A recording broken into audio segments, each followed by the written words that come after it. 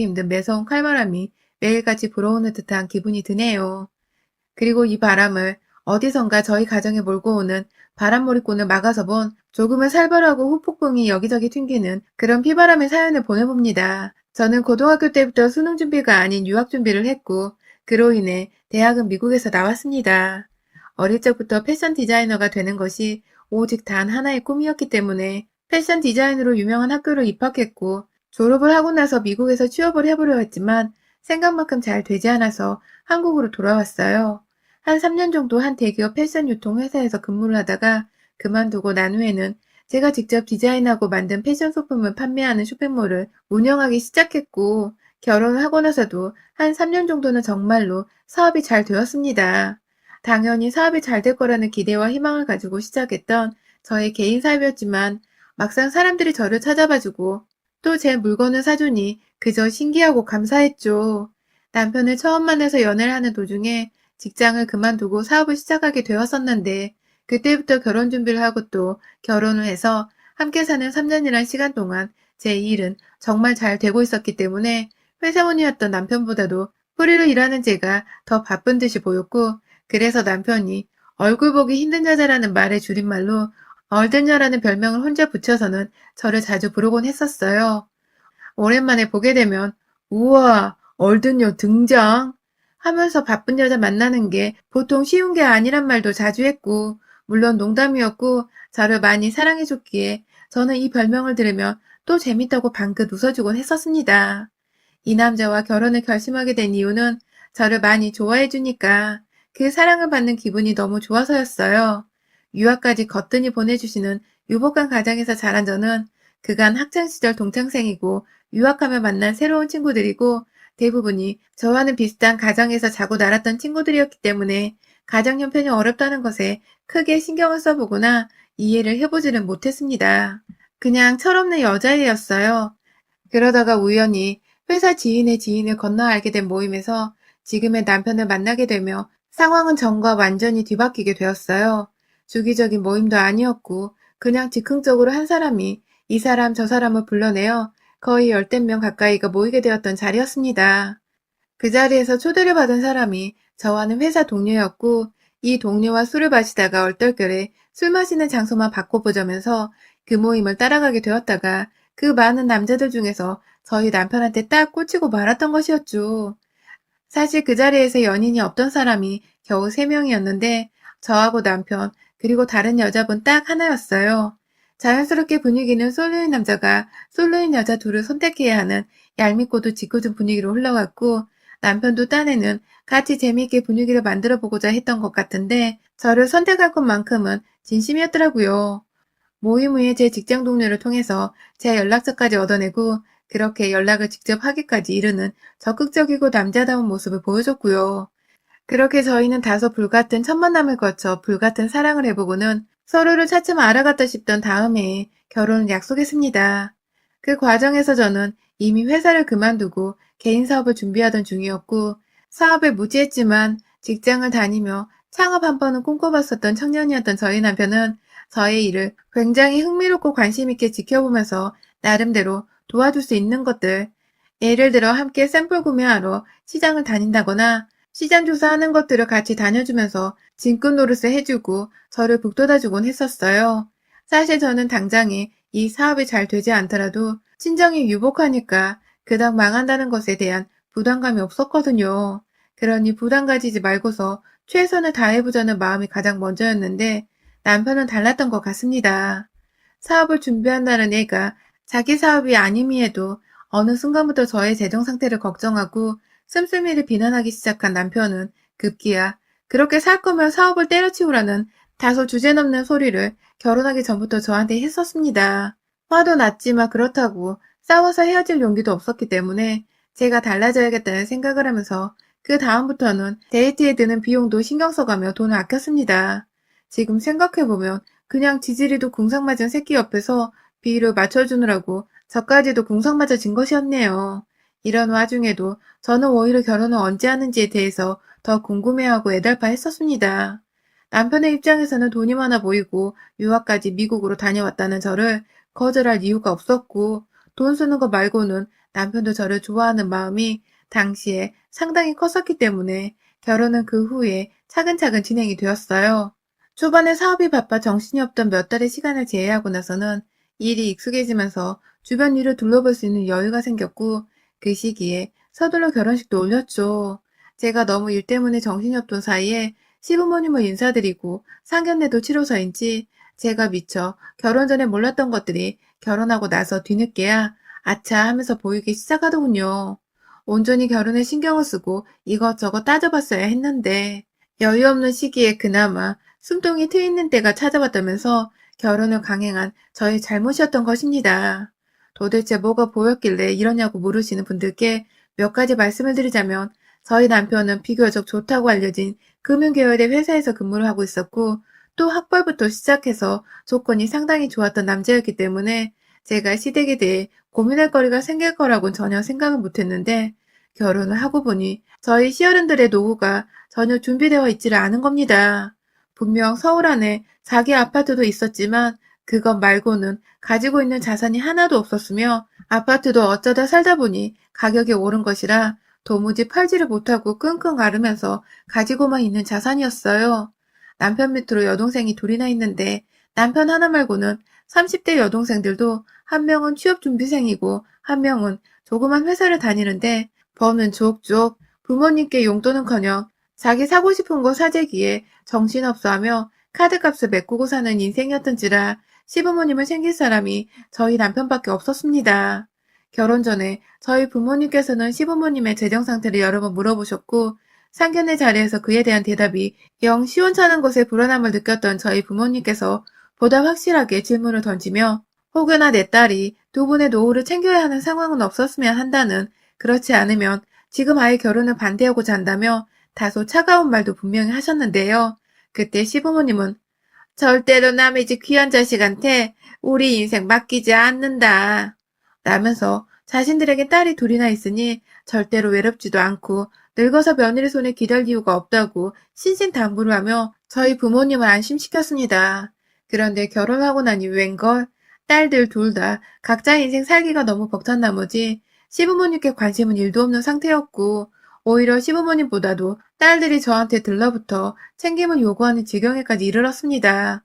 아직 취업을 못한 둘째 아가씨는 저하고 동갑인데 저희 회사에 자기 일자리를 알아봐주면 안 되겠냐는 말을 전해달라고 해서 제가 어른들 앞에서 죄송함을 무릅쓰고 당장에 고용할 인원이 필요한 건 아니다. 라는 의사를 몇 번이고 내비쳐야 했고요. 그렇다고 둘째 아가씨는 절대로 취업 청탁을 포기하지 않은 채 저한테 따로 연락이 오거나 시어머니를 거쳐서 취업 자리가 없는지를 주기적으로 물어봤어요. 아무래도 가족 중 하나가 사업을 하고 있으니 편하게 일을 하고 돈을 버는 직업을 가질 수 있지 않나 하는 희망을 가졌던 것 같은데 저는 그런 식으로 사람을 뽑고 싶지 않았거든요. 기존의 직원들에게 의기소침해질 일이기도 했고 또 전공도 무슨 국문학과를 나왔다는데 패션 일을 하는 저희한테는 절대로 필요한 사람이 아니었습니다. 몇 번 취업 청탁을 해도 들어주질 않자 그 후로 둘째 아가씨는 저를 굉장히 보기 싫은 사람 마냥 본체만체하기 시작했고 급기야 그 태도가 막내 아가씨한테까지 흘러 들어가더라고요. 막내 아가씨는 카드값을 갚아나가기 바쁜 사람이라고 했잖아요. 어느 날은 저한테 연락이 와서 언니네 옷 나한테 협찬해주라. 라면서 말을 놓고 누가 보면 아주 그냥 친해 죽는 언니 동생 사이인 줄 알겠는 그런 말투로 뭘 해달란 말을 하더라고요. 저희는 옷을 팔지 않고 소품을 팔고 있는데 회사에 대해 제대로 아는 것도 없이 그냥 패션 장사를 한다는 것만 듣고서는 마냥 협찬을 해달라고 하는데 제가 너무 기가 막혀서 뭐 인플루언서세요? 라고 물어봤습니다. 그러자 아가씨는 본인이 유명인이 아닌 거라니까 민망했던지 아니 그냥 가족 협찬을 해달라는 소리였는데 라면서 뻘쭘했지만 뻔뻔함은 잃지 않고 끝까지 협찬을 해달라더군요. 그래서 제가 마지못해서 협찬을 해줬습니다. 협찬을 방자한 삥뜯김에 꼴의 시댁 식구라며 잘 보이고자 하는 마음에 그냥 옷소매 카라 하나를 무료로 보내줬어요. 그게 저희 사이트에서는 5만원대에 판매가 되고 있는 것이었는데 그냥 선물로 줬습니다. 저희 사이트에서 구매를 하면 나가는 형식 그대로 포장까지 신경을 써가지고 보냈어요. 그런데 문제는요. 그렇게 선물을 받아간 아가씨가 고맙다는 말은커녕 오히려 조그만 거 하나 달랑 보냈다면서 시댁 어른들이고 저희 남편한테까지 저 쪼잔하단 말을 옮겼고 급기야 자기 SNS에도 저에 대한 저격글을 올렸더라고요. 이거 가지고 선생네는 쪼잔한 년 하면서 저희 포장지 일부를 사진으로 찍어 올렸는데 와, 그 순간 정말 저도 욕이고 뭐고 다 쏟아내버리고 싶을 만큼 분노가 치밀어 올랐습니다. 저는 누구한테 따지지 못하고 당연히 남편한테 따져 물었고요. 그러면 남편도 얘네가 번갈아 가면서 왜 이러는지 모르겠다고 하는데 그럼에도 제 편을 확실히 들어주지는 않았어요. 그 후로 한참 바빴다가 저희 쇼핑몰이 점점 장사가 안 되기 시작해서 많이 힘들어지다가 결국 2년 전에 사업을 아예 접기까지 했는데 그 사이에 정말 시누이들이 번갈아 가면서 말도 못할 정도로 저한테 지들 인생을 구제해달라는 식으로 하나 건덕지를 주라는 식으로 식은덕 거려왔습니다. 그 사이 취업 청탁을 꾸준히 실패하던 둘째 시누이는 제가 사업을 말아먹고 나자 거기 그럴 줄 알고 안 들어간 거야. 라면서 그제서야 저희 회사가 망한 줄 알고서 자기가 일부러 입사를 안 했다는 식의 말을 시어머니, 남편, 그리고 저한테까지 직접적으로 던지면서 비꼬았고요. 그랬던 인간이 왜 여전히 취업을 못한 지 집에서 백수로 살고 있는지는 모르겠지만 저는 제 망가진 자존심을 도저히 어떻게 세워야 할지를 모르겠더라고요. 남편은 제 앞에서 제 편을 들어주며 딴에는 저를 변호해줬지만 야, 망한 사람한테 그런 말 하는 거 아니야. 라고 변호를 해준 바람에 저는 이게 제 편을 들어준 건지 아니면 지 동생 자존심으로부터 챙겨준 것인지를 도저히 알지 못했습니다. 막내 아가씨는 그간 주기적으로 저한테서 협찬을 또 요구하고 또 잊을만 하면 요구를 하다가 아가씨, 이런 식으로 공짜로 쭉 줄 순 없으니 차라리 구매를 하고 할인을 받으세요. 라면서 할인권을 건네주자 또 자기 SNS에 저를 겨냥한 욕설을 올려놓곤 했습니다. 뭐 가족을 거지 취급한다나 뭐라나. 제가 또 그 사진을 들고서 남편한테 보여주니 남편은 또 여동생이 사고를 쳤다는 생각에 골치가 아팠는지 한숨을 푹 쉬더니 또 딴에는 제 편을 들어준다는 게 그만. 너 이제 망했으니까 더 이상 협찬을 안 해줘도 되잖아. 그치? 라고 말을 한 바람에 제가 시누이보다 중간에서 말리는 이 남편 새끼가 더 미워서 환멸이 나더라고요. 남편은 제가 부유한 집안 딸이니까 사업이 망하건 말건 큰 부담이 없지 않냐고 했지만 제 입장에서는 남편도 참 웃긴 놈이었습니다. 연애 때는 제 사업에 누구보다 진지해하면서 데이트에 돈 하나 쓰는 것도 아까워하던 인간이 이제는 지 여동생 자존심들을 챙겨주겠다고 사업 망한 저한테 괜찮잖아 라는 말을 하면서 그걸 위로라고 해대니 이것들이 쌍으로 미쳐 돌아버린 것이 아닌가 싶더라고요. 그 피가 누구한테서 흐른 건지는 모르겠지만 아주 그냥 끼리끼리 가족으로 뭉쳤구나 싶어서 저를 어떻게 위로해야 할지 모르겠더라고요. 나를 너무 좋아해서 내가 너무 좋아해서 이 남자랑 결혼을 했더니 막상 하고 나니 시댁은 하나같이 멀쩡한 인간이었고 정작 시부모님은 자식들끼리 얽히고 설킨 문제라며 나몰라라 하다가 급기야 며느리가 이상한 애가 아니냐며 저를 못된 애 취급을 하시고 하나뿐이 내 편이어야 하는 남편은 그 와중에 자기 가족들 입장부터 먼저 생각하고 챙겨주길 바쁘니 제가 외롭지 않을 수 없었고 그래서 부부 사이가 좋을 수가 없었습니다. 저희한테는 제 사업이 망하기 시작하고서 시누이들한테 별 개같은 소리를 듣던 때부터 지금껏 쭉 권태기가 온 듯이 싸우기도 많이 싸우고 남편은 시댁편, 저는 혼자 그것들 행동과 언행이 잘못되었다고 투쟁을 하면서 애꿎은 부부 사이만 계속해서 나빠졌죠. 그러던 중 제가 저희 부모님의 도움으로 다시 일을 시작했습니다. 사무직이었는데 디자인 관련 일을 하며 사업의 경력을 살려 책임지고 맡게 되었어요. 월급도 나쁘지 않았고 오히려 생산가동부터 시작해서 뭐든 가까이에서 보고 배울 수 있는 것이 많아 일을 굉장히 즐기면서 할 수 있었는데요. 제가 사업 망하고 나서도 그간 쭉 아빠 카드로 백화점 가서 쇼핑도 하고 친구들과 호텔에서 호캉스부터 뷔페 식당, 뭐 핫하다는 곳들을 여기저기 다니면서 제대로 된 휴식을 정말 오랜만에 취해보며 살았더니 그간 제 SNS라도 훔쳐본 건지 신우이가 저한테 언니 그렇게 놀러 다니더니 취업했어요? 라고 문자를 보냈어요. 너무 오랜만에 그것도 인사를 생략하고 이러고 문자를 보내놓으니 제가 어안이 벙벙할 수밖에 없었고 뭐 어쩔 거냐 심보가 발동해서 네라고 답장을 했는데 또 다른 답은 없더군요. 그렇게 한참 회사 일에 적응을 하느라 바쁘던 와중에 하루는 제가 퇴근하고서 모처럼 남편이랑 같은 소파 위에 앉아 TV를 보다가 남편이 잠깐 물 마시겠다고 부엌에 들어갔는데 핸드폰 카톡 알람이 떴어요. 그 첫 문장, 막내 신우의 이름이 적혀 있었는데 그 뒤로 걔가 오빠 좋대 라는 문자가 와 있는 겁니다. 심장이 벌렁벌렁 하는 걸 겨우 감춘 채 남편이 오는가 마는가 상관도 없이 카톡창을 열었어요. 비밀번호야 뭐 연애 적부터 늘 한결같으니 알아낼 필요도 없었고요. 창 안에 들어가 보니 남편은 딸 안의 막내 여동생이라고 잘 챙겨준 건지 거의 매일같이 서로 연락을 주고받았더라고요. 그런데 그 문자가 너무 가관이었습니다.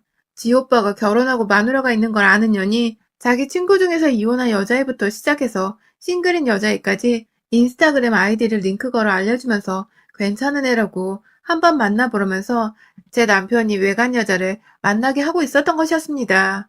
물론 남편은 그런 소리를 들어도 오빠 유부남이다 하는 장난 반 소리를 짓거리며 거절하긴 했는데 그 인스타 링크를 타고 들어가 보니 남편은 이미 그것들을 팔로우하고 있더군요.